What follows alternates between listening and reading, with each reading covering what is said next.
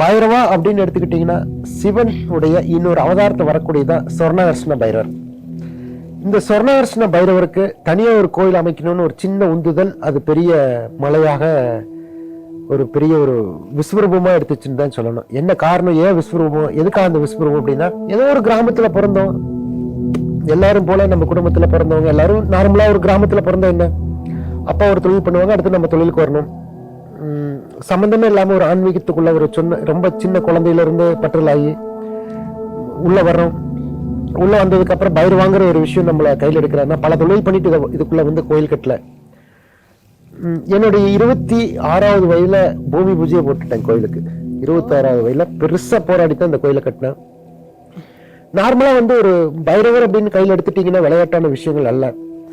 பைரவர் நம்பிட்டீங்கன்னா கைவிட மாட்டார். ஆனா அதை நம்புறது அவங்ககிட்ட அந்த சங்கல்பம் உங்களுக்கு கிடைக்கிறது, தீட்சை கிடைக்கிறது பெரிய பாக்கியம் தான். அதுல ஒரு காற்றளவு கடுகளவு எனக்கு கிடைச்சிருக்குங்கிறது நம்புறேன். கிடைச்சிருக்குன்னு நான் சொல்ல வரல, நம்புறேன்.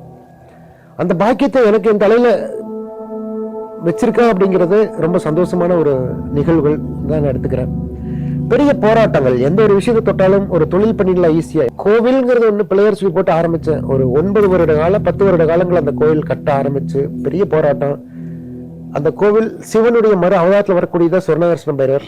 அந்த சொர்ணகர்ஷ்ண பைரவர் தனி கோயிலா அமைக்கணும்னு ஆசைப்பட்டேன். சொர்ணகர்ஷ்ண பைரவர் தான் பிரதானமே நம்ம கோவில்ல. கால பைரவர்ங்கிறது அதனுடைய குழந்தைகள், மீதி இருக்கக்கூடிய 63 குழந்தைகள். கால பைரவர், அஷ்ட பைரவர், குரோத பைரவர், உம்மத்த பைரவர், பீஷ்ண பைரவர், சண்ட பைரவர், சம்கார பைரவர், என் பேர்ல இருக்கக்கூடிய விஜய் பைரவர், இது மாதிரி 64 பைரவர்கள் அந்த இடத்துல இருக்காங்க. நம்ம பிரதானமே இந்த கோவில்ல என்ன அப்படின்னா, எல்லா கோயிலுக்கும் நீங்க போய் தரிசனம் பண்ண போலாம், எல்லா கோயிலுக்கும் வரலாம். நம்ம கோயில்ல என்ன அப்படிங்கிறது 3 விதமான ஒரு சங்கல்பம் தான். நுழைவாயிலேயே 39 அடியில கால பைரவருக்கும் தனி சிலை, 39 அடி ஸ்டாச்சு பிறந்த மணியில் நிற்பார்.